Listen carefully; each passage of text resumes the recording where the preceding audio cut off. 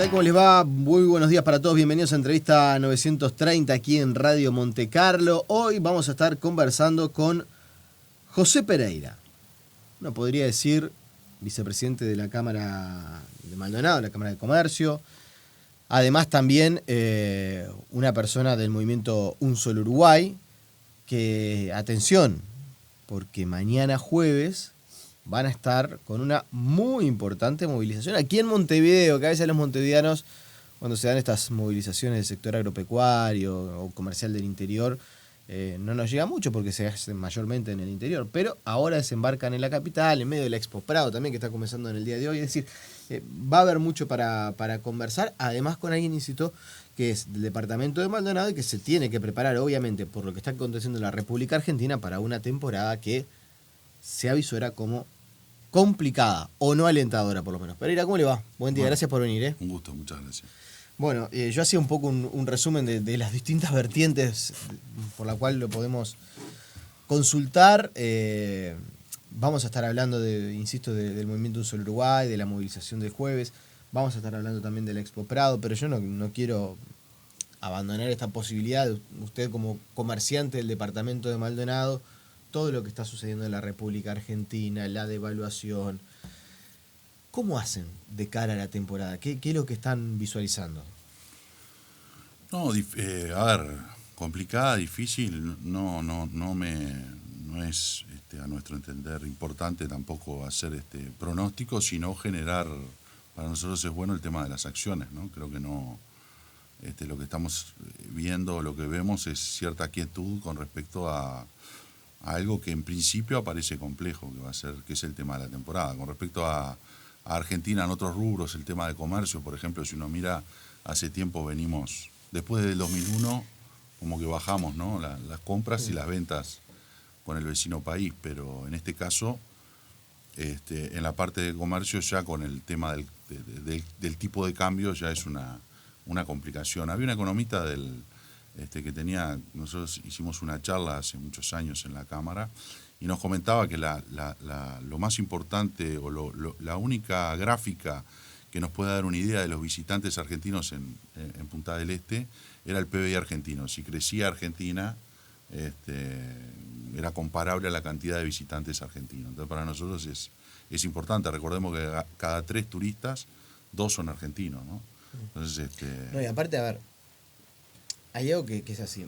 Ni que hablar el tema de que, más allá de la inflación y todo lo que pasa en Argentina, ya sabemos, es verdad que vamos a quedar más caros. Eso es un tema monetario. Digo, si ellos devalúan y nosotros tenemos una devaluación que existe, pero que es muchísimo menor, a mucho menor ritmo, es lógico que vamos a quedar más caros. Pero además también hay un montón de turismo argentino que quizás era el que se hacía fuerte en los últimos años, no la clase alta de Argentina, la clase media, que estaba un poco mejor, que se animaba a salir, y que ahora está sintiendo el masazo de la economía argentina. O sea, no van a tener los recursos para salir de turismo. No, pero además uno cuando habla con ellos, Punta del Este y Uruguay es una aspiración, ¿no?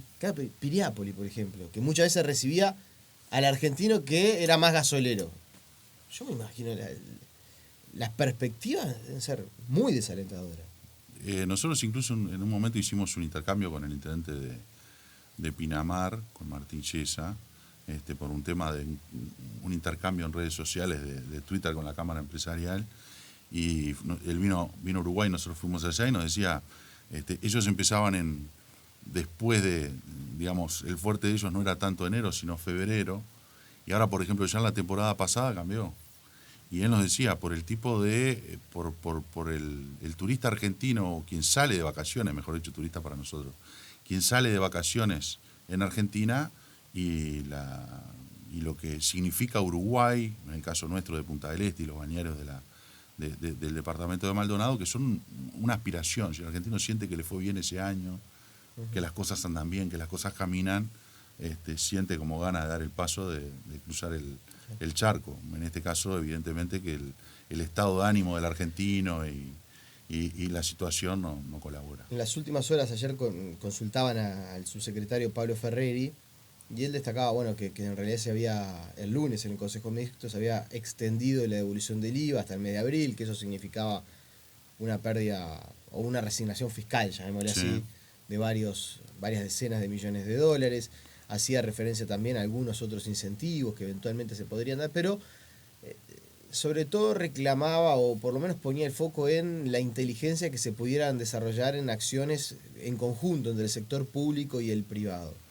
Ustedes desde la Cámara de Comercio de Maldonado, desde el sector turístico también, que me imagino deben estar bastante en contacto, ¿están pensando en algo, en hacer alguna promoción, en algo para incentivar la llegada de los Lo que visitantes? pasa es que el tema es, nosotros vuelvo a repetir, el tema es saber, yo escuchaba ahora discusiones sobre algunos actores de gobierno y a veces actores políticos en general hablar de un sector y opinar, ¿no?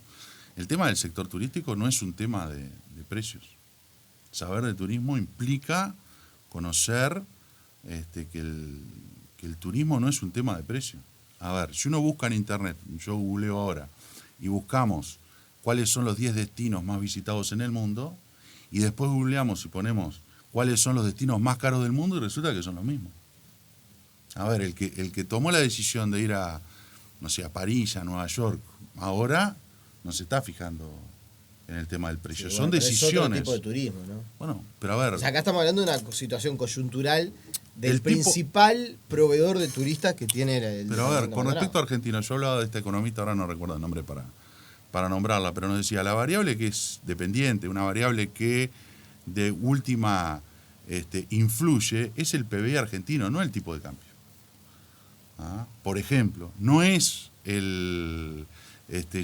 no es el tema de precios. Punta del Este siempre fue caro. Fue un tema aspiracional del argentino. El argentino, si tenía una sensación de que el país crecía, de que las cosas iban bien y que a él le empezaba a ir bien, venía a Punta del Este. Y no era un tema. Yo escuchaba sobre lo que cobran, la discusión sobre lo que cobran los comerciantes. Que en algún momento se hizo la discusión con la ministra, con el intendente de Maldonado. Y nosotros uno que es de Maldonado de toda la vida y que de repente le cambia el precio porque va a ir y sabe que pasó a ser más caro el lugar donde vive, porque llegó la temporada, no tiene nada que explicarle o no tiene que pedir de repente las explicaciones al comerciante que está tratando de subsistir y mantener el personal durante todo el año. Nadie le va a explicar al comerciante qué tiene que hacer y cómo es la mejor manera de subsistir. A ver, lo que pasa es que los desbordes es como los desbordes del Estado. ¿Qué tarifas tiene el Estado en el departamento de Maldonado que sean más baratas que el resto del país? ¿Y por qué habrían de serlo? ¿Y por qué son más caras? ¿Por qué deberían ser más caras? ¿Por qué el Estado le cobra a un comercio de Maldonado, por ejemplo, el agua de OCE 98% más cara y 28% la movible? ¿Por qué? ¿Por qué el aeropuerto que pone la tarifa y que es, decía el otro día el presidente de la Cámara de Maldonado, Francisco Alonso Pérez, decía en una entrevista, le dicen heladería, funciona solo en verano, y cobra, los precios que pone el Estado son los más caros, si es el mismo concesionario? Entonces, son temas que deberíamos analizar, ¿por qué debe ser? Y uno supone en algún momento porque tiene que dar servicios de mayor calidad en Punta del Este que en el resto de los lugares. Yo miraba restaurantes que son de las mismas cadenas que tienen en todo el país, van a Punta del Este y cobran tarifas más caras, pero de repente pagan el alquiler más caro, pagan el agua más cara, el trabajador cobra distinto en verano que en invierno, se le paga un precio mayor. Entonces hay un montón de cosas que, uno no pide que un ministro lo sepa, o que de repente un actor político lo sepa, pero todos quienes trabajamos en temporada lo tenemos, o quienes somos de Maldonado lo tenemos. Dice que hay una especie de espiral que lleva al aumento de precio y que no hay que remarcar ni recalcar sobre todo el asunto de las tarifas de los comerciantes, sino ver toda la cadena. Pero a ver, nos quejamos. ¿Pero sienten un poco eso, que hay como una especie de apuntar con el dedo por parte del gobierno a los comerciantes? No, hay una intención de permanentemente echarle las culpas a otros, ¿no? La temporada es mala porque los comerciantes ponen el precio. A ver, yo discuto lo que me cobra una camisa un comerciante cuando entro y quiero comprarla. No, porque a ver, si discuto lo que cobra el comerciante, vos recién hablábamos fuera de micrófono, vos estás en Racing. ¿Por qué Messi no juega en Racing? Ah, porque Messi quiere cobrar lo que él quiere. Ah, pero Messi tiene la libertad de cobrar lo que él quiere y un comerciante no. ¿Cuál es la diferencia? Lo que pasa es que después, si yo cobro un valor de precio que no corresponde con la realidad... Me fundo. Eso lo hace el mercado. Siempre lo hace. Si Messi cobrara una plata que no existiera ningún club que se lo pudiera pagar, deja jugar al fútbol. Messi tiene que cobrar lo que tiene que cobrar. Pero no hay alguien que le diga, pero Messi, vos sos hincha de Racing, venite a jugar a Racing, dejate de jorobar. No lo va a hacer. Está bien, pero desde el punto de vista hasta ético, diría yo. Sí. Si usted es una cadena de supermercado, no un pequeño almacenero, de que eso generalmente aparte no suben el precio porque trabajan con el local y hasta por un tema de cercanía con los vecinos. Porque estamos a 24 de diciembre, me cobrás el pan 60 pesos el 18 y me lo empezás a cobrar 100 el 22, y no, o sea, desde el punto de vista, entiendo que tiene la libertad de cobrar el precio que quiera, si alguien se lo paga, si no se lo paga, se acara con el pan de clavo, pero digo, más allá de eso, hay una estrategia comercial que si uno apunta a descuento, incentivo, a una campaña, y después se encuentra con precios que son ridículos fuera del mercado. A ver, si voy a comer a José Ignacio y me cobran $200, yo ya sé a dónde voy a comer. Perfecto. Ahora, el valor del pan flauta en un supermercado, porque es en Punta del Este, no tiene que estar fuera del mercado, no debería tener que estar por fuera del mercado. Ese comercio cierra. Hay un montón de lugares donde yo veía fotos, una milanesa tanto, y va la gente a comer ahí. Por eso digo, discutimos cosas que a otras actividades, otros rubros, no discutimos. Discutimos a un comerciante en Punta del Este, ya a ver, en lo ético, lo moral, bueno, volvemos a lo del jugador de fútbol, pero digo, yo qué sé, es bueno ganar tanto.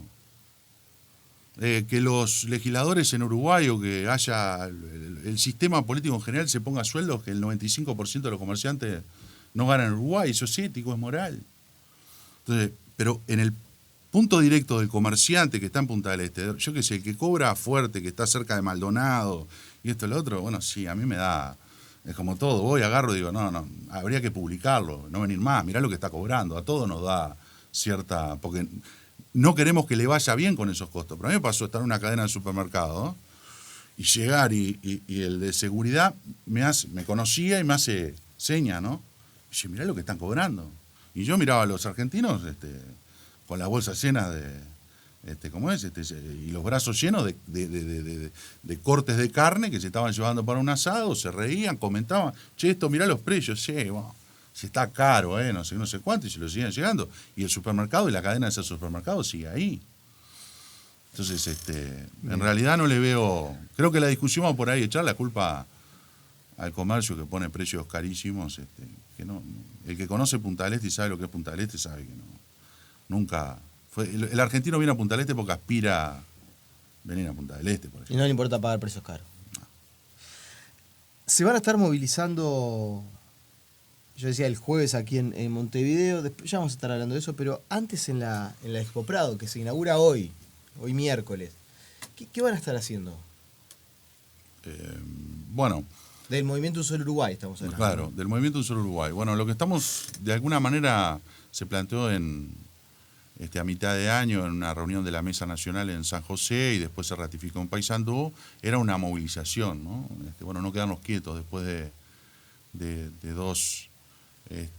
20 meses de nacimiento del movimiento, no quedarnos quietos en esta época electoral y de alguna manera transmitir de que por más que estemos en época electoral hay gente que está pasando muy mal, hay rubros que están pasando muy mal y la inacción, piloto automático del gobierno y de alguna manera que se entienda que quien sea después el gobierno también, el movimiento está vivo y va a seguir reclamando lo que viene reclamando desde hace 20 meses, es la idea, no quedarse en la casa con el control remoto, con el celular, quejándose, sino todos los ciudadanos salir del confort de su hogar y poner la caripela, en este caso, ahí en el Palacio Legislativo, desde las 8:30 Exactamente. Mañana jueves. Mañana jueves. Y allí ustedes me imagino, esperan una convocatoria importante.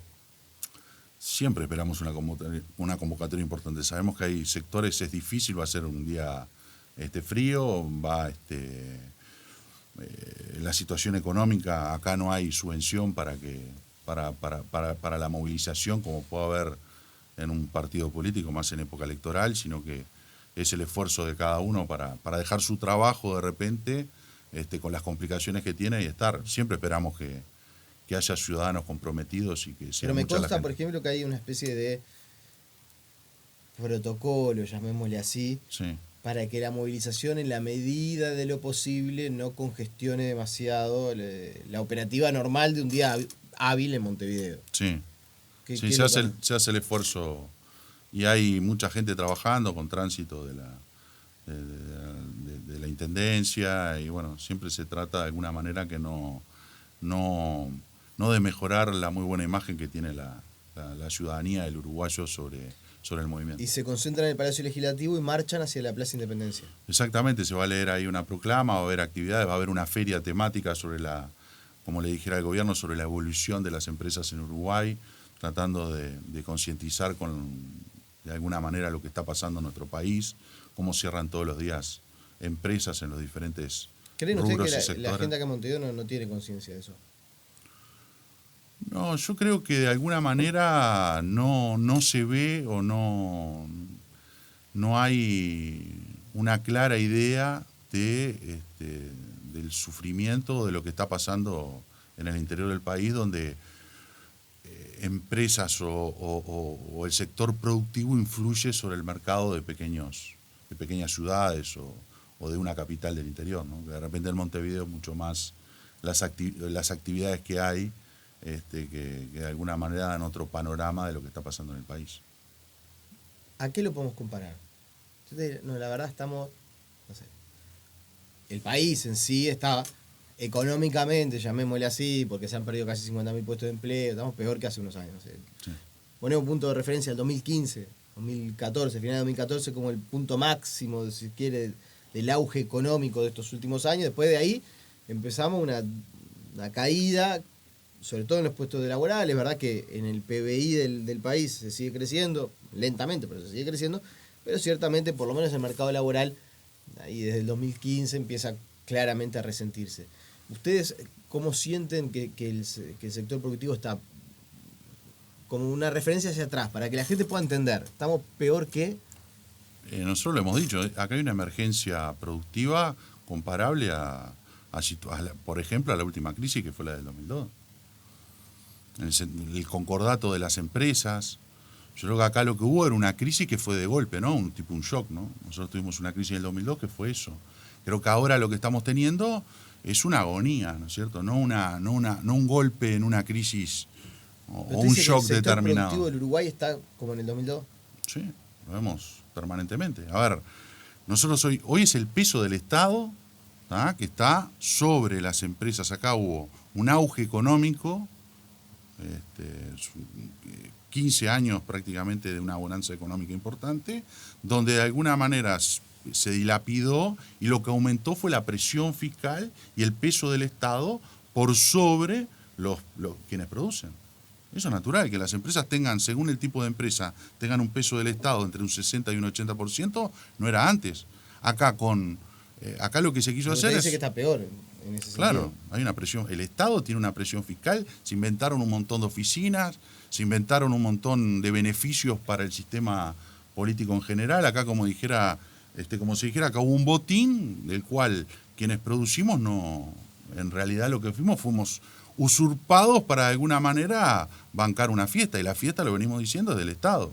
Lo que nosotros sentimos, lo que decía hoy, hay un sistema político. Si usted hoy en un pueblo chiquito del interior tiene una automotora y quiere vender un auto que le llegó el último modelo, antes llamaba, de repente buscaba la lista, iba al centro comercial y preguntaba los comercios y las empresas que estaban al lugar para venderle, quién era el dueño, se trataba de conectar.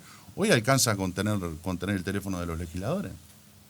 ¿Cómo? Porque son quienes pueden pagar el costo de, por ejemplo, de un auto, la cuota. Hoy va un legislador o alguien que esté en el sistema político, se para en una inmobiliaria, una automotora y le dan el auto. Firma. Eso no pasa Está bien, hoy con el pero 95% no fue que los del... legisladores se incrementaron los salarios exponencialmente en estos últimos años. No, yo no digo el sistema en general, ni siquiera hablo solamente de los legisladores. Nosotros el otro día en sueldos era... Y aparte, el salió tema un de los autos, informe, discúlpeme, pero salió un informe. los autos, este semestre la verdad que no recuerdo, estoy casi seguro que había levantado otra vez, pero se vienen rompiendo récord de venta de automóviles de los últimos, salvo el 2018, Sí, hasta el 2017 se rompían todos los años récord de venta de automóviles sí. y de vehículos. O sea, Sí. no es que solo compran los legisladores. No, pero hay un sistema político, a ver, tenemos una cantidad de funcionarios que nosotros no teníamos antes. Hay oficinas que polulan en Uruguay. Bueno, a mí me pasó del centro comercial, oficinas que venían a la Cámara Empresarial y todos los días me ofrecían exactamente lo mismo y eran las mismas oficinas, con un montón de funcionarios con salarios que no había en el mercado local. Entonces usted me pregunta, ¿dónde sale todo ese dinero que usted ve, no sé, los cambios, esto, lo otro? Hay un Estado, hay un peso de un Estado que antes nosotros no teníamos. A ver, el tema de BPS, salió el ministro, bueno, que ahora tuvo algunos comentarios, pero salió el ministro a decir en el 2008 que el BPS le daba rentas generales 45 millones, creo que dijo. Y ahora el BPS pierde 3 millones de dólares por día, 3.146.000 dólares por día. ¿Qué pasó? No es el estado de la gente. ¿Cómo la gente? ¿Qué culpa tiene la gente con el BPS? Acá hay ¿se más jubiló jubilados. más gente? Sí, obvio. No, a pasar de 40, en el 2008... Se incrementa. En el 2008 hubo un cambio de la legislación. Legislación donde... Se dieron un montón de... se permitió que esto después habría que discutir si no fue un error. Sí. Uno tendería a pensar que fue un error. Pero la flexibilización de la seguridad social en el 2008 es lo que hoy por hoy está generando casi que todos los años un costo de 100 millones de dólares que se incrementan de gastos por año. Ahí tienen, Sí. 3 millones de dólares por día. Sí, bueno, pero ¿de qué estamos hablando? De un Pero Estado... es seguridad social, eso, es para gente que se jubila.